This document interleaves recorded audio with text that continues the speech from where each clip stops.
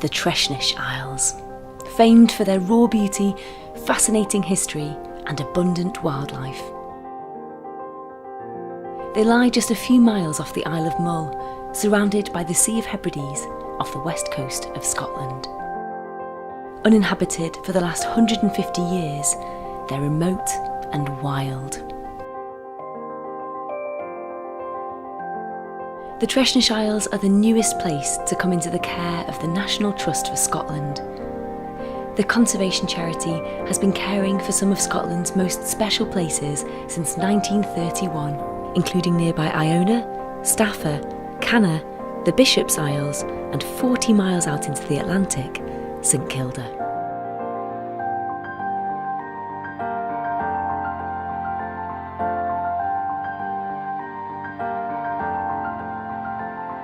And I'm here to explore this amazing chain of islands from my favourite vehicle, a stand-up paddleboard. I'm Cal Major, I'm an ocean advocate and adventurer and an ambassador for the National Trust for Scotland, and I am so excited to share this magical place with you. Let's go check it out.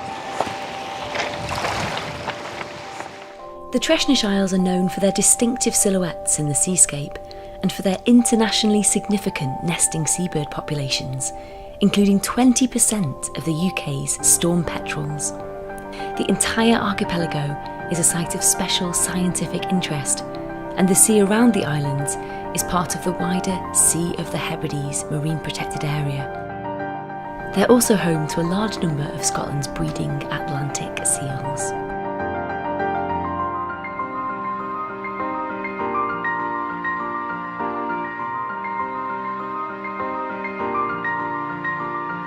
This island is called Fladder, which means flat, and it's renowned for its large numbers of shags which nest here. I'm actually going to stay quite a way away from the cliffs and from the boulders where they nest because I don't want to disturb them. If I get too close and they fly away, they can leave their chicks, which are then vulnerable.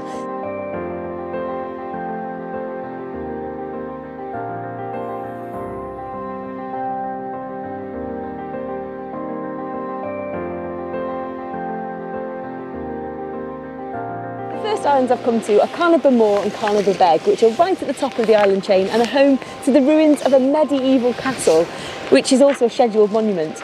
Unfortunately, the clouds have just come over, but it kind of adds to the mystery of it. So I'm going to go check it out.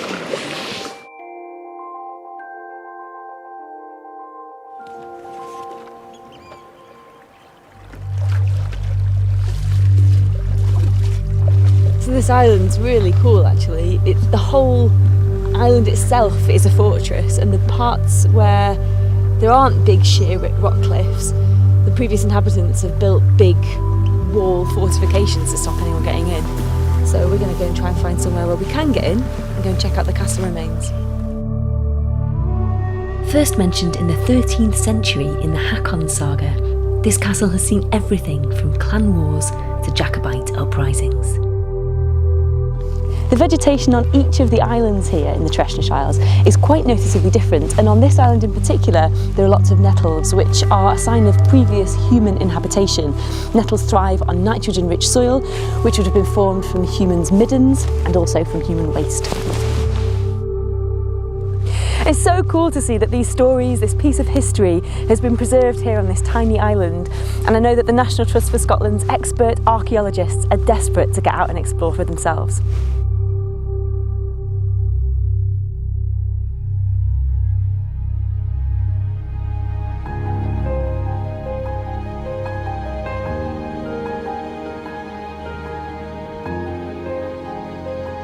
As the weather cleared, I headed to the opposite end of the Treshnish Isles, to Backer Moor, locally referred to as the Dutchman's Cap due to its distinctive outline.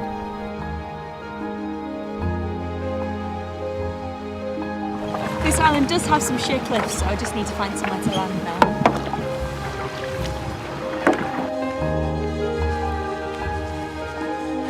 Wow, look at this!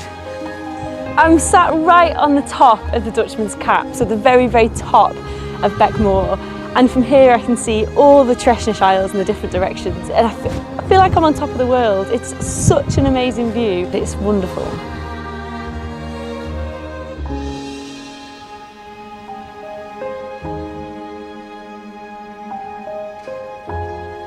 And finally, For me, the jewel in the Treshnish Islands' crown, Lunga.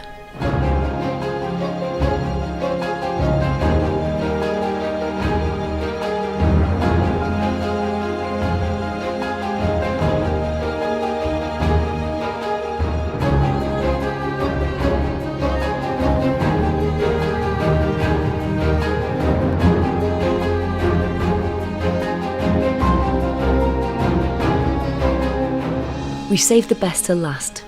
This has to be my favourite of all the Treshnish Isles. The bird colonies here are astounding, and they're so used to human visitors that they've become habituated to our presence. But it's still really important not to disturb them while they're all here raising their chicks. So we're keeping a really close eye on their behaviour and making sure that we're not affecting it, and being extremely careful everywhere on the island where we're placing our feet so that we don't accidentally trample on burrows. Undoubtedly, one of the stars of the show on Lunga are the puffins. Despite their cute appearance, puffins are incredibly hardy seabirds, spending 2/3 of the year, including the entire winter, out to sea, only coming back to land for a few months each breeding and nesting season. They can swim up to 60 metres underwater hunting for fish, and the distinctive growl you can hear from puffins in their burrows is only audible while they're on land. During those months on end at sea, they're completely silent. Razorbills and guillemots are members of the same auk family as puffins, and over the summer months we can see this year's chicks on the water with their parent learning to fend for themselves. From May to September each year, the Treshnish Isles hosts 50,000 nesting seabirds, many of them setting up home on Lunga. Shags, kittiwakes, Manx shearwaters, storm petrels, razorbills, guillemots, puffins, and 3 different types of large gull, all nesting amongst each other in this special ocean ecosystem. And of course, the birds here rely on a healthy ocean to thrive. I couldn't resist a quick dip to see the underwater world here for myself.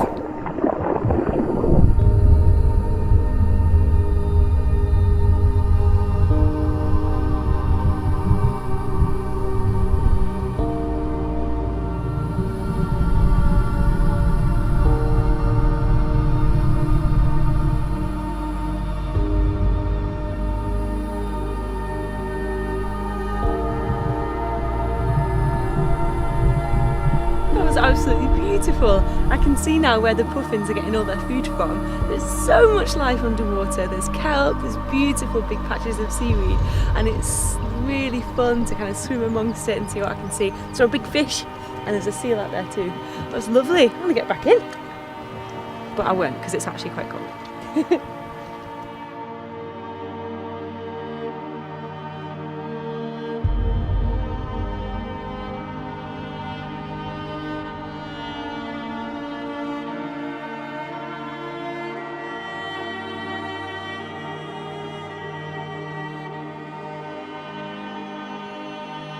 For such a remote chain of small islands, the Treshnish Isles have so much to boast. From internationally important seabird colonies to phenomenally beautiful nature and a fascinating history that you can really imagine coming to life out here in the Sea of Hebrides. Exploring these islands has felt like a huge privilege. It's been truly unforgettable. There's a real beautiful, rugged wildness about them that I think is so hard to find nowadays. There's a sense of spaciousness, but also of connection, our own connection to the big picture through the history and the wildlife that makes these islands so magical. These islands are so full of life that it can be easy to forget just how much work goes into keeping them this way. The National Trust for Scotland cares for these places in such a way that everyone can experience their nature, beauty and heritage. I'm a proud supporter of the National Trust for Scotland, and I am beyond delighted to have been asked to be their ambassador. It feels like such a privilege to be part of a community of people who care just as much as I do about Scotland's wildlife and heritage. Developing personal connections to nature through first-hand experiences of its powerful impact are a core part of my work in ocean conservation. I hope that through my love of the sea, I can help the National Trust for Scotland to do even more to protect these special places and to inspire more people to support the work they do for the love of Scotland. You can donate to help the National Trust for Scotland carry out its important work to care for its beautiful islands, their habitats and the wildlife that lives there. Please visit www.nts.org.uk/islands. Thank you.